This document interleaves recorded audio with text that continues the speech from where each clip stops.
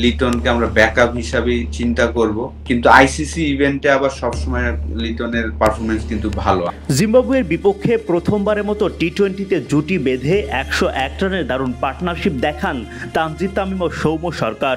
যদিও সিরিজের শেষ ম্যাচটাতে সেভাবে জ্বলে উঠতে পারেননি তারা, তবুও এই জুটিতে বড় আশা টাইগারদের সাবেক অধিনায়ক ও জনপ্রিয় ক্রিকেট বিশ্লেষক মোহাম্মদ আশরাফুলের। Tanzim Tamim definitely world cup স্কোয়াডে থাকছেন।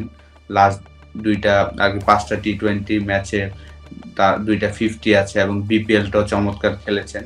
সেই কারণে আমার কাছে মনে হয় যে তানজিম তামিম ডেফিনেটলি আসছেন। সৌম্য সরকার যদিও এই ফরম্যাটটাতে অতটা ভালো খেলেনি, তারপরও নিউজিল্যান্ডের মাটিতে 173 বা 169 রান করার ওই ইনিংসের পরে সে অটোমেটিক চয়েস সব ফরম্যাটেই। এর আগের 2টা টি-20 ওয়ার্ল্ড কাপও আমরা তাকে নিয়েছিলাম, কিন্তু ওইভাবে সে সাকসেসফুল হয়নি। আশা করব যে এইবার সাকসেসফুল হবেন। সেও অটোমেটিক চয়েসই, যেহেতু হাতুরা সিংও আছেন এখানে, তারও একজন পছন্দের ক্রিকেটার। তামিম সৌম্য ওপেনিং করলে লিটন দাসের জায়গা হবে কোথায়? লিটনের প্রতিভাতে আশরাফুলও বরাবরই মুগ্ধ, তবে তিনি মনে করেন ভাগ্যটা যেন কিছুতেই সহায় হচ্ছে না তার। তাই তো বিশ্বকাপ দলের সেরা একাদশে নয়, ব্যাকআপ ওপেনার হিসেবে লিটনকে বিবেচনায় রাখছেন টাইগারদের সাবেক অধিনায়ক। তার লাস্ট 10টা টি-20 রেকর্ড হয়তোবা তার পরে যাচ্ছে না, কিন্তু আমাদের আসলে ওই অপশনটাও নাই।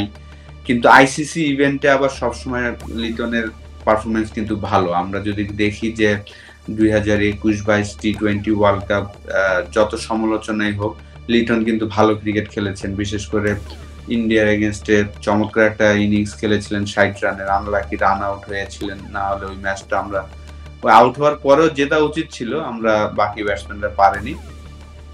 তো 3টা ওপেনার তো থাকছেন, হয়তোবা আমেরিকার সাথে আমাদের 3টা ম্যাচ, সেখানে আমি মনে করি যে সৌম্য সরকার এবং তানজিম তামিমই খেলবেন। লিটনকে আমরা ব্যাকআপ হিসাবেই চিন্তা করব।